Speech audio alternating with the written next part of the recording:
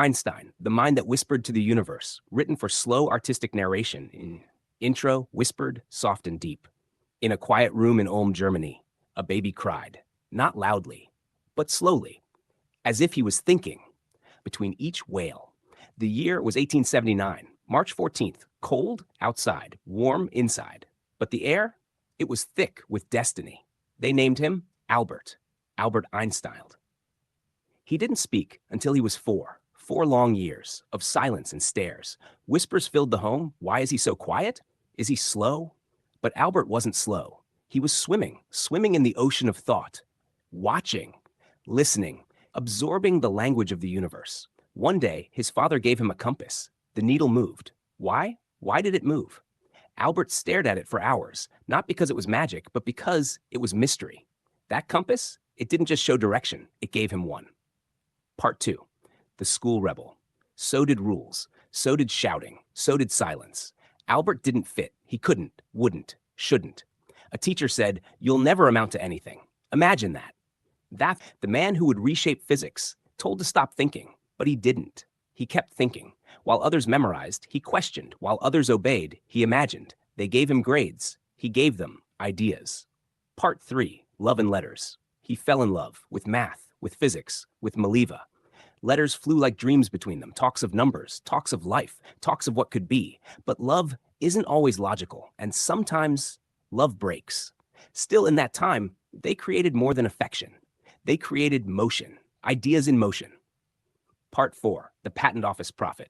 No job, no title, no wanted a rebel physicist, so he worked in a patent office. Monotony outside, madness inside. They called it boring. He called it freedom.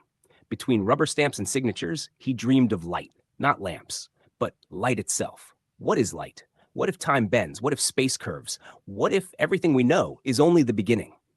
Part 5, the year of miracles, 1905. 1905, he was 26, no lab, no PhD, but 4 papers, 4 revolutions. Each one shook the world.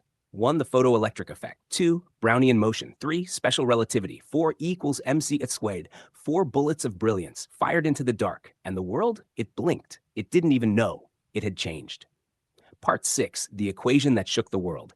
E equals mc squared. 3 letters, 1 equals sine, 1 square. That's it. But it shattered reality. Mass and energy are twins, interchangeable, indestructible. The world didn't explode, not yet, but the foundations trembled. Even Newton stirred in his grave, because Einstein had rewritten the rules. Part 7, fame finds him. He didn't seek the spotlight, but it found him. His hair wild, his voice soft, his mind unreachable. Papers praised him, scientists admired him, nations claimed him, women adored him. But Einstein, he smiled and went back to thinking. While others saw fame, he still saw photons. Part 8, a world in flames. Then came war. Then came hate. Nazis rose. Science bowed. He was Jewish. He was hunted. He fled. America opened its arms, gave him Princeton, gave him peace. But the world was burning. Germany burned books. Einstein burned ignorance. Part 9, the letter that changed everything. Then came the letter to Roosevelt. A warning.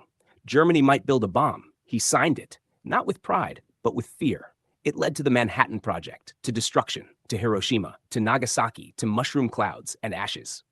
Einstein, he wept. If I had known, he said, I would have been a watchmaker. Part 10, the philosopher scientist.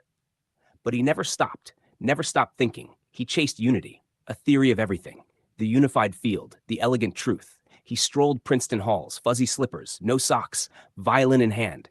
He spoke of peace, of humanity, of humility. He said, imagination is more important than knowledge. And he meant it, because knowledge ends, but imagination expands the universe.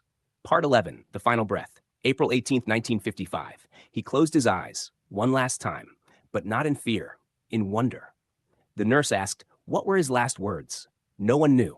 He spoke them in German, but maybe he wasn't speaking to her. Maybe he was whispering to the universe. Part 12, legacy of light. Today, he lives in textbooks, in quotes, in chalk, on blackboards, in minds. But more than that, he lives in us, in every child who asks why, in every soul who doesn't fit, in every rebel who dares to dream. Einstein wasn't just a scientist, he was a mirror, reflecting what we could be, if we dare, to think, to question, to imagine.